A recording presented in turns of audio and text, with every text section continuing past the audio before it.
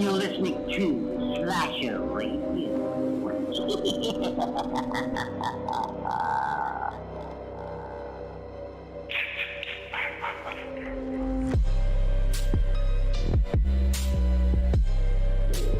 Okay, Spencer, thank you so much for joining us, man. We are joined by Spencer CHARNAS of Ice 9 Kills. You guys have the upcoming single for Terrifier 3, a work of art. Going to be playing in AMC theaters, Marcus theaters on October 10th. That's today when people are hearing this. How's it going, man? We need to talk about this video. Well, thanks for having me, man. I am so excited about what's happening. I'm always excited whenever we're about to release a new song or a music video, but this one has an added layer because it's the first time that we're officially a part of a franchise. You know, we've done so many different homages to our favorite films and favorite slasher stars and stuff like that, but this is the first time it's like, this is official, and it feels so good. I've been such a huge fan of that movie franchise, especially since part 2 came out. I think I saw it in the theater like 4 or 5 times. And I'm just so grateful that Damien's letting us, you know, play in this amazing universe that he created, and just really honored. How does something like this come together? Did you reach out to Damien and say, hey, we'd like to do a song? Did they reach out to you? How does that work out? So I think we both sort of admired each other over the last few years. He definitely saw like what an ambassador I was for part 2, you know, just constantly talking about it, constantly posting about it and telling our fans, if you don't know who Art the Clown is, you need to, right? And we invited him and David out to a show when we played in New York City, like I want to say a year and a half, a couple years ago. And we just hit it off, and we do a lot of the same horror conventions. And I think this like sort of mutual respect just started to really build between us and everyone from the franchise, all the way back to Catherine and Jenna and Leah and the new stars like Lauren and Elliot and obviously David, where we just see so many mutual fans, right? We'll be at these conventions and there'll be Ice 9 Kills fans and Terrifier fans. It's like they go hand in hand, right? So I basically pitched the idea to Damien back in, I want to say December of this year, or of last year rather, and said, hey dude, like let us give us a shot at like making a Dream Warriors kind of for Terrifier, or you know, Man Behind the Mask. Give us a shot. And he was just super gracious and grateful, and that we wanted to do it, right? And he's just, his whole team, Phil and everyone at Bloody Disgusting and Iconic, everyone's just been really cool. And I'm super excited about how it turned out, and I can't wait for people to see it. Well, you kind of touched on it already. I mean, you guys have done things like Hip to Be Scared, Farewell to Flesh, Jason's Mom, personal favorite, you know, where you're almost like you make yourself a part of it, of that franchise in a way, because of the passion that goes into it and the details you guys make sure to nail as fans. But now you're in there and you're working with Damien. What was it like with, you know, just the whole Terrifier crew, not even anyone individually, David Howard Thornton, like you guys got to have him around and be Art the Clown? That must have been surreal. It was absolutely crazy, man. Especially because we had our fans on set, right? We needed extras. We needed people in the audience of this concert, this video concert, right? So one of the coolest things was we didn't tell anyone what this video had to do. So I got to come out in real time when all of our fans were, you know, lined up in front of the stage, and I got to make the announcement. Like, obviously they were excited anyway, but telling them that, you know, this is an official video for Terrifier 3. I just got chills even just saying it now, and seeing our fans' reaction in real time, that they were going to be, you know, part of this movie in a sense. And then David, you know, in costume walks onto set. And as a fan of horror films, and as a fan of, you know, growing up and worshiping Jason and Michael and Freddy and Leatherface and all these stars of horror films, I could see how excited I would have been, you know, and I can see myself in these kids' eyes, you know, and sharing that, like, excitement and surprise. So that was one of the coolest things I've ever gotten to do. That's crazy. And you're listed as an editor for this, Spencer. So I don't know, how did that go as far as, because you guys pretty much made a little mini movie here. Like, let's just call it what it is. The effects were incredible, gore, everything. Like, you had character development throughout it, pretty much. How much input did you have there? What was that process like, getting that detailed? Well, thank you. I appreciate that. And over the last couple years up into Hollywood, I've become very involved in the editing process. And listen, I can't take credit for everything. I have so many amazing collaborators. I always write the stuff with a dear friend of mine who I've known since literally elementary school, Andrew Justin Smith. We have an incredible director, Jensen Nolan, that puts his touch on everything. And we got to also do a 7-minute extension, which no one has seen yet. That's not in the theater, but it's going to be when we release it online, where we got to work with Paul Soter, who I've been a huge fan of for years, first becoming aware of him with the Broken Lizard stuff and Super Troopers and Club Dread. And, makeup effects artist Chris Nelson, who I've become really good friends with. He's just such an amazing guy and an amazing artist. And so it kind of all came down to that, and working with great actors, and David's such an unbelievable force. Oh my God. He's just incredible. And so I just feel very lucky to be surrounded by, all these people that sort of make me look good. But yeah, with editing, I'm super excited about sort of delving into that part of filmmaking, because I've been doing music for, ever since I was a little kid, and I've always been a fan of films. But now I'm sort of starting to be able to learn the technical side of the game.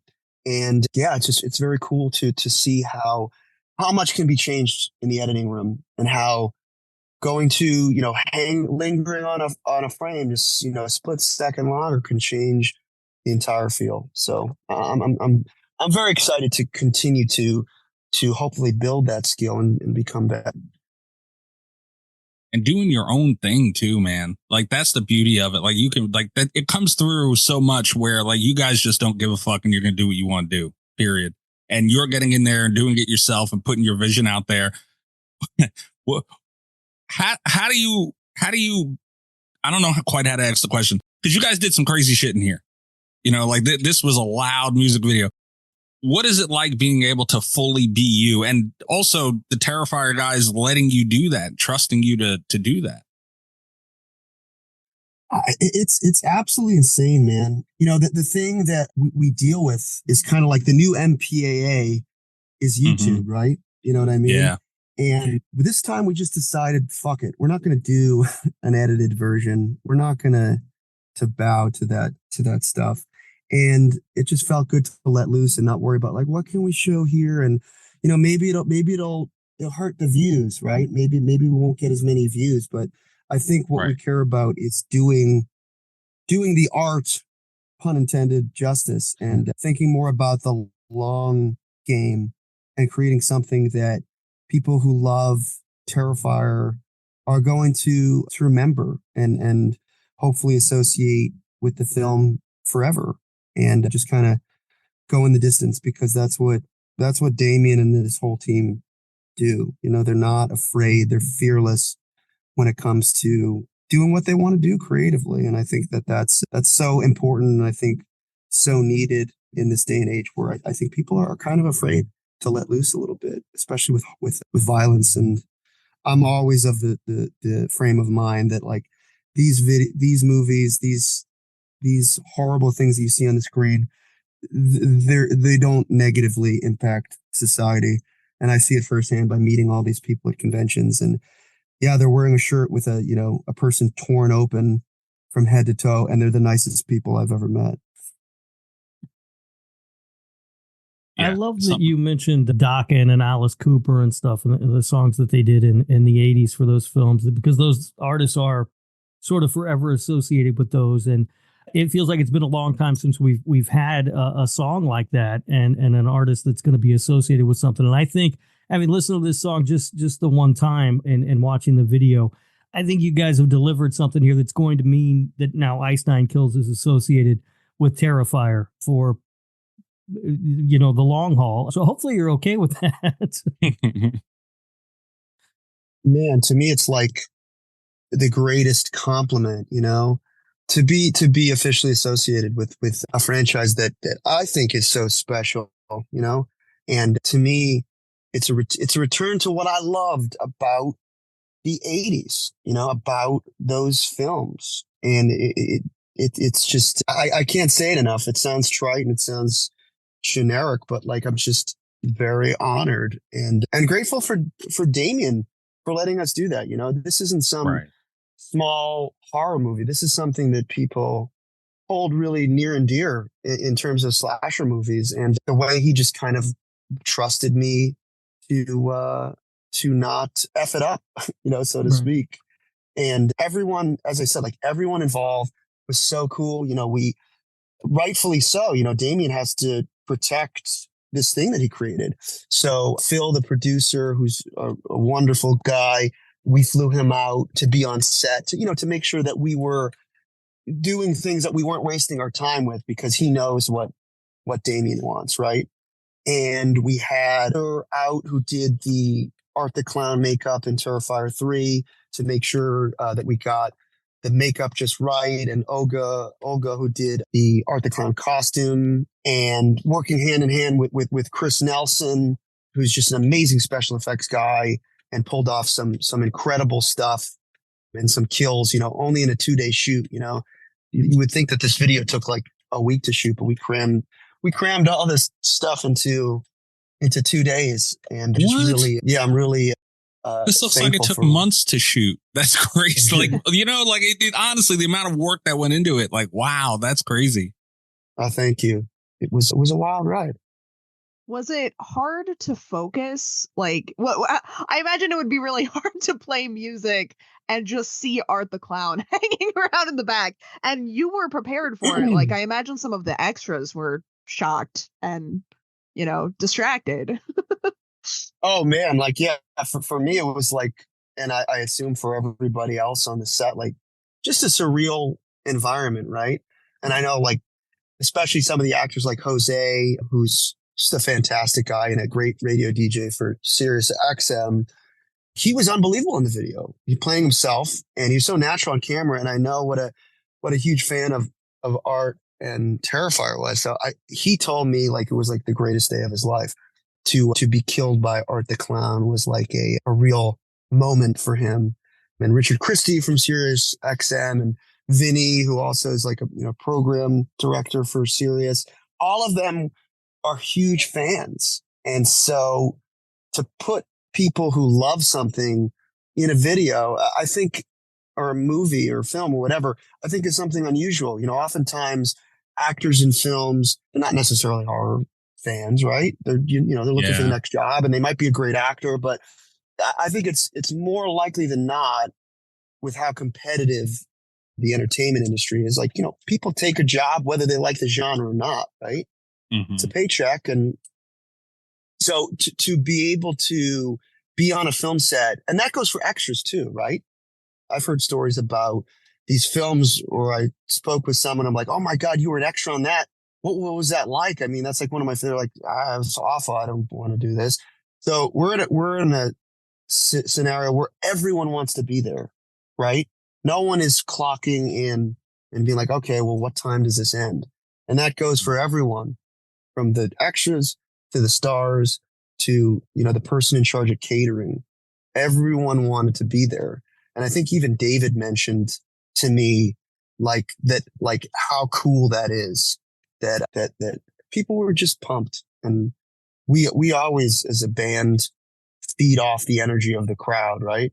And that really goes for a film set too. If no one wants to be there, it's a miserable environment. And listen, I mean, even if it's a fun set, making movies and making videos is really exhausting. And you got to do things 100 times, and it can be tiring. But if you want to be there like everyone did, it just made it a really enjoyable experience. Yeah, I think no matter how happy I was to be there as an extra, I will say this: Art is the one horror villain who really terrifies the crap out of me. So as soon as he showed up, I think I would have hightailed towards the door.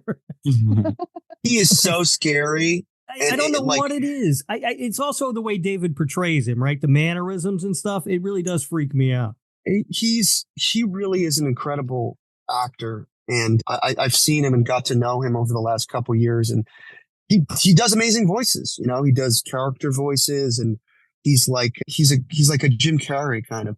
But to take away, you know, an actor's main ammunition usually, which is your voice, and to see what someone can do with just the way you put your fingers, you know, or just the way you open your eyes.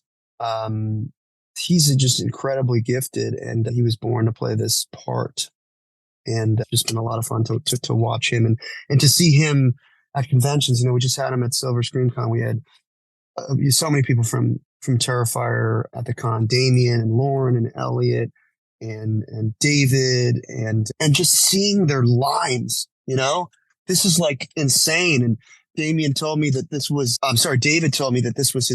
his most successful convention, you know, and that guy's doing so many conventions, and just to see people lining up for hours to meet these people is just, it was very cool to see. And I'm always excited for people who are not only talented, but are good people. And all these people are just, I can't sing their praises enough. Yeah, David was just at a convention that was here in town like last month, and there was not a moment where there wasn't a long line at his table. I love that, man. Yeah, yes. I mean, people love art, and art is crossing over into the mainstream. And I know this because my boss just last week came to me and said, "Hey, I know you like horror movies. Should I watch the ones with that creepy clown guy?" And, you know, it's like, yeah, I always have to give the disclaimer about recommending Terrifier to people, especially my boss. But, you know, yeah. it might be worth checking out. But that's how I can kind of gauge. All right, people are starting to ask me about him. He's starting to really catch fire mainstream, too. I love seeing that stuff. I'm sort of like a little oblivious to it when horror hits the mainstream, just because I live it every day. And I was talking about this on an interview recently. It's like the first time that I noticed that horror was in the mainstream again was when Scream came out. Like, I was a little kid, obviously 11, but that was the first time I heard like anyone who wasn't wearing a heavy metal t-shirt or dressed in black talking about a horror film. So it's cool to see over the last almost 30 years how it's just grown. It's grown and grown and grown. And it's great to see it get the legitimacy it deserves. You know, Spencer, I'm so glad you brought up Scream. My notes are all over the place, and I did mean to ask you this because I do know you're a big Scream fan. I have this question and one more for you, but this one's kind of important just amongst us. What are your thoughts, as a big a Scream fan as you are, of Scream 4? Really? I really like Scream 4. I remember when it came out, I turned to my friend and I was like, this is really good. And I think it was during the part where the girl gets like disemboweled, like super brutal kill in her bedroom. And funny, just a little offshoot of that, I have the lamp that's in that room that's covered in blood. Oh my God. My friend Nate, who's like a Scream aficionado, gave it to me.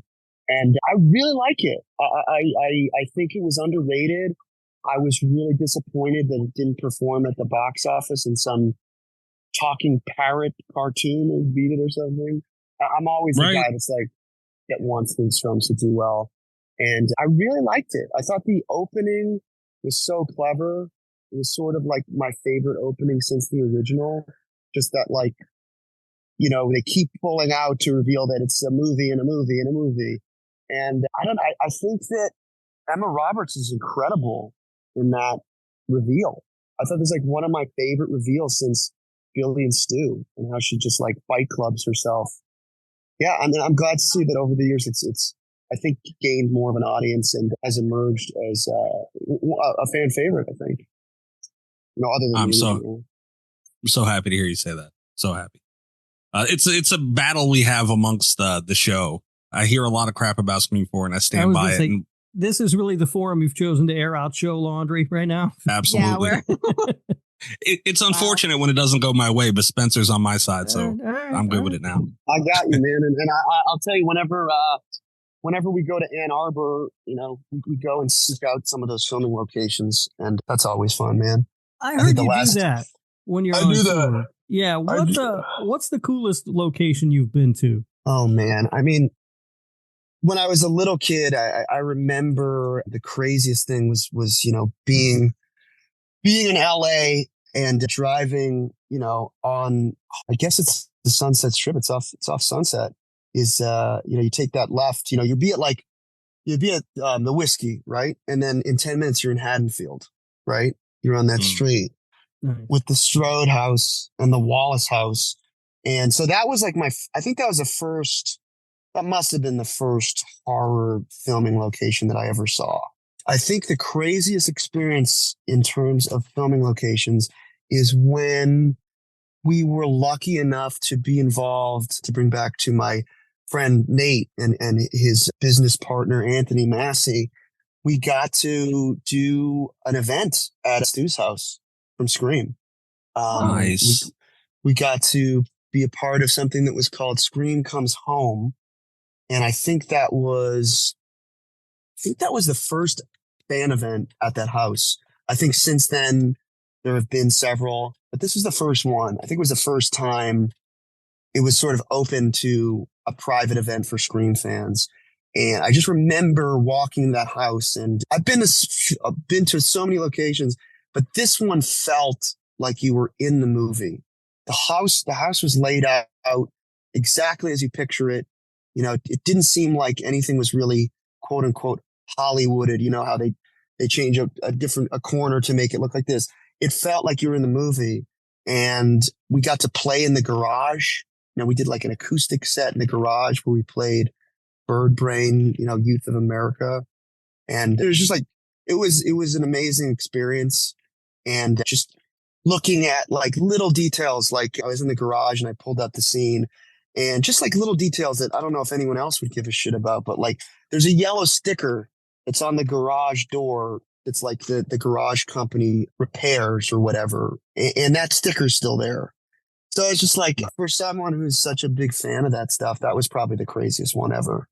And we became really good friends with the property manager. So I remember like 6 months later, we had an off day in San Francisco, and they were like, yeah, come and hang out at the house. We got to just hang out at the house again. Just wild. No, they just invited you over. That's nice. It was awesome. And they cooked us dinner, and it was special, man. I've gotten to do a lot of cool things that are total bucket list moments for me. Yeah, as a fan, that's what makes it all special. But speaking of being a fan of something, I know you're a fan of the Friday the 13th game. And yes, I am. I was too. Greatest game ever made. I stand by it. But I don't know. You guys have toured with Slipknot, and I don't know how much of Dead by Daylight you're aware of, but they just did a collaboration with them, and that game is so entrenched in the horror world, and I was wondering if maybe they've ever reached out to you, because they've been collaborating with a lot of different artists, and is that something you'd be interested in even doing? Absolutely, man. That's one game that I hear about so much constantly. Yeah. And I would be totally down to collaborate with them. So anyone's listening from the franchise or from the video game, rather, give me a call. Let's do it. We have an interview with them next week. We can let them know. Do we tell them, let's do it. Credit? We get 20% or something, right? Don't quote me. Just get us some DLCs. Yeah, but like that's something like Terrifier. We always hear that brought up. Yeah. And I think you guys would would be be perfect. Absolutely perfect. The fans would go wild. Oh man, it'd be so dope. But Spencer, man, thank you so much for your time today. You guys what are you not doing?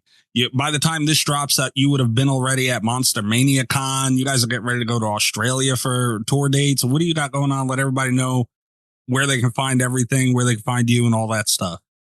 Yeah, follow us on Instagram, Ice9Kills with the 9 spelled out, ice9kills.com. Like you said, we'll be in Australia in November. It's only our second time ever being there. super excited about that. Going out with this band, Amity Affliction, great band. And then 2025, we got more stadium dates with Metallica, and this time out with us and Metallica will be Limp Bizkit. So it's just like, holy shit, you know, like all of these things that we're doing now. Like if you told 11-year-old me that we'd be involved with these movies that we love, with these actors that we love, with these bands that we love, I would have said, I hope so. And yeah, it's surreal. It's surreal. Sometimes I'm like, is this really happening? Are you serious? Our Australian friend Tim Davis has tickets to see you when you guys are over there, and he's super excited. He wanted me to tell you that. What's it like? What's it like when you're out with Metallica? Has the novelty worn off? Because you guys have done this a lot now. Are you just like it's just like a normal day now? It never wears out, man. And those guys are so nice.